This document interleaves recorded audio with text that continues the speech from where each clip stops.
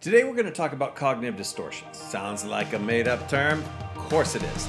Cognitive equals your brain, your mind, your thinking. It's the gray gooey stuff that makes you you.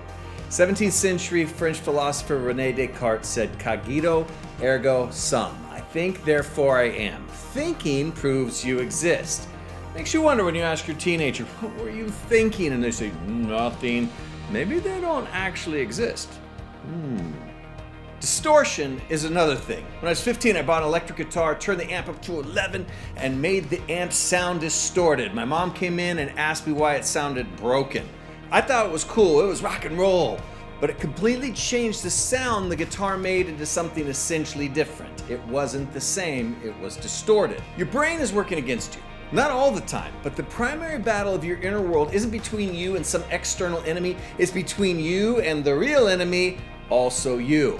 A lot of our problems and self-destructive behaviors are artifacts of another time in history, or another time in your own life. If you lived 1,000 years ago, trusting the tribe a few valleys over might result in your tribe being completely wiped out. So, racism is an evil and self-destructive artifact of a once useful defense mechanism.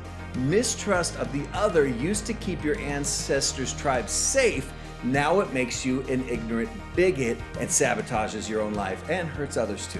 For others, it's not a genetically programmed bias to overcome, but something from your own past. For instance, people that have experienced abuse as a child usually become guarded in a way that makes it hard for them to form deep relationships as an adult. The mechanism that once protected you now hurts you. As a good friend of mine who worked with troubled teens his whole life once told me, the things that were once essential to your protection are the things that now you need to protect yourself from. You are the enemy. I co-created a life coaching program that's been used to mentor and coach over 3,000 teenagers and is primarily built around the concepts of cognitive behavioral therapy, or CBT. Now we'll talk more about how you can use CBT to help teenagers in a later video, but I want to do a series of videos where we talk about one of the foundations of CBT, cognitive distortions. And in this short video, I want to talk to you about what cognitive distortions are, cover 3 common cognitive distortions that teenagers deal with, and I'll also give you 3 surefire tools that will help you break the habit. What are cognitive distortions? Well, cognitive distortions are really just biases in your own mind that cause irrational behavior. We unknowingly reinforce these irrational thoughts and beliefs over time until they become part of our everyday thinking that we don't even recognize. They become our truth. While we might celebrate someone speaking their truth, it isn't always a good thing if their truth isn't true. Worse yet, if your truth is causing damage to you or other people, you should try to recognize your bias and correct patterns of thinking so that your self-destructive behavior changes over time. There's a lot of things about cognitive distortions, but they all have these 3 aspects in common. They're a pattern of thinking that is false and inaccurate and has the potential to cause damage to you or someone else. No one likes to admit they're wrong. The word actually has actually been defined as the word that is the most annoying word in the world. We don't like to be corrected, but it helps to recognize 3 things. Number 1, everybody has cognitive distortions. And I know you might be thinking, well, I'm sure other people have false belief patterns, but not me. Well, that right there is a cognitive distortion that we could get to in another video. It's called the always being right fallacy. See, we're having fun already. Number 2, you can overcome these false beliefs. It might take some work and some blows to your pride, but you can and must work against the false patterns of thinkings that are sabotaging you. Number 3, your adjustments to your thinking will change your behavior. Your behaviors begin in your thoughts, and your habits are determined by your thought patterns. Change those patterns and you will change your behavior almost automatically. For example, it's hard to lash out anger about something you aren't really angry about. And it's hard to get angry at someone when you noodle through the fact that it's not them, it's you. You get it? By the way, cognitive distortions, for reasons that will become obvious, correlate highly with depression, which is something that teenagers are already dealing with. So breaking the false thought biases is key to good mental health for teenagers and for you. All right, you ready? Let's go.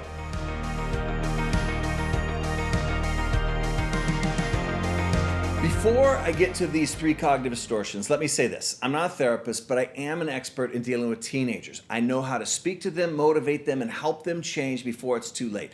I've spoken all over the world to and about teenagers, and I work with them one-on-one. I work with schools and law enforcement and helping teenagers, and I travel every year with hundreds of teenagers on volunteering trips, and I'm a parent of 2 teenagers. As I present these cognitive distortions, I'll present them to you like I'm talking to you so that you can do the same with your teenager. Or, you could watch this together. It's also possible you might just see yourself in these and I'm tricking you into dealing with your own garbage. Either way, let's get started. Personalization. Personalization is taking things personally when they aren't about you at all, or probably aren't about you. You might often assume that you're intentionally targeted or excluded. If someone is upset, it's probably because they're mad at you. If something bad happens, it's because you caused it. If it rains, it's the universe bullying you. The consequences of this are that personalization have been associated with anxiety and depression. Let me give you some examples. Here's the first one. Your friend is rude to you and you conclude that something is wrong with you when really it was your friend being unkind. Here's another one. Someone is looking in your direction while laughing and you assume they're laughing at you when it really could have been anything. Here's how you deal with it. Explain to yourself that there are many reasons why things happen and it's unlikely that you are the center of attention. But even if you are, you don't control and can't be responsible for everything everyone does. Listen, you aren't the center of the universe and people don't think about you as much as you think they do. And even if they do, there's nothing you can do about it, so just do your best to let it go. The myth of fairness. The myth of fairness is when you get resentful because you think you know what is fair, but you feel that people or things that happen aren't fair to you. So you expect everything to be fair, but when you realize it isn't, you can become frustrated or even feel like a victim. People who constantly feel victimized become chronically angry and are easily set off. Here's some examples. You perceive that one of your parents favors one of your siblings or another person more than you, and you define everything in your relationship on that perceived favoritism. Example 2, everyone else gets a raise at work and you become angry because you believe you have been targeted and left behind. Here's how you deal with this.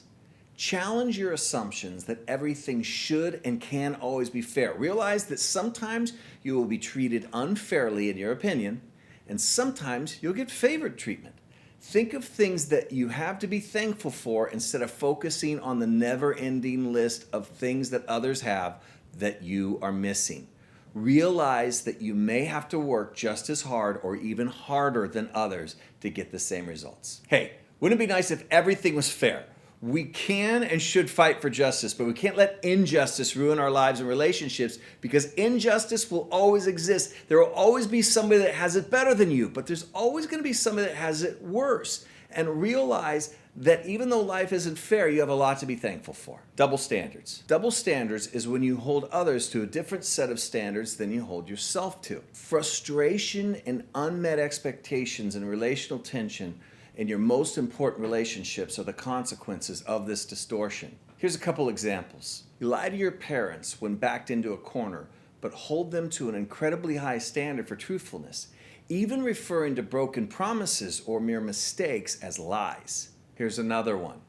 You judge others by their worst actions and judge yourself by your best intentions. Here's how you deal with it. Commit to assuming the best instead of the worst for others when different motivations might be possible.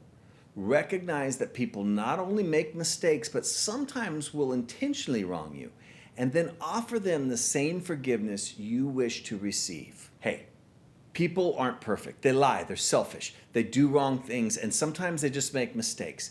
You should get used to it because you do it all the time. Don't set unrealistic standards for the behavior and motivations for other people.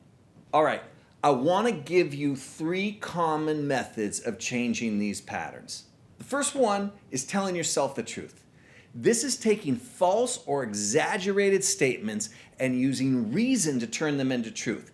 This is useful in every single distortion, but I'm going to use personalization as the example. The false or exaggerated statement is, The kids at school were looking at me and laughing at me today, and they made me feel like garbage. Everyone hates me. When we work on this to reform the statement, we end up something that is true, like, I know the kids were laughing when they looked at me, but they could have been laughing at something else. And even if they don't like me, other people do like me, and I can't make everyone like me, even if I try. It takes thought and discipline to tell yourself the truth, but it gets easier in time. Changing the pronouns. We need to change he, she, they, or you to I in this scenario. This is when we change the external forces that control us to the internal reactions that we can take responsibility for. Here's the change. The kids at school were looking at me and laughing at me today and made me feel like garbage. Everyone hates me becomes the kids were laughing at me and I let it get to me. I know they can't make me feel anything because I have control over my own emotions ultimately. Okay, the third one, and this is big, is gratitude. This is finding a way to be thankful for what we have instead of being angry at what we don't have. Instead of the kids at school were looking at me and laughing at me today and made me feel like garbage, everyone hates me, we look for things to be grateful for. The kids at school were looking at me and laughing at me today, maybe, but even if they don't like me, I'm grateful that I have so many people who value me and love me. Look, if these three methods sound cheesy, too bad. It works. I've been using these since my days in college, and they've helped me overcome insecurity, anger, jealousy, and a victim mentality. And I also use them with my teenagers and every teenager I have ever worked with. Why? Because these tools work. The stories we tell ourselves really matter. All right, make sure you go to studentreach.org/ucoach4 for the notes. I've included a link to a book that has been my guide to emotional health since college for you adults, and a link to my free book for teenagers about positive habit creation. It's called 21 Days, A Teenager's Guide to Becoming Awesome, where we go through the process of developing new habits in a 21-day process. I sell this book for $15 all the time, but it's free in the PDF link until June 1st, 2020. So take advantage of me and my just seemingly endless need for clicks.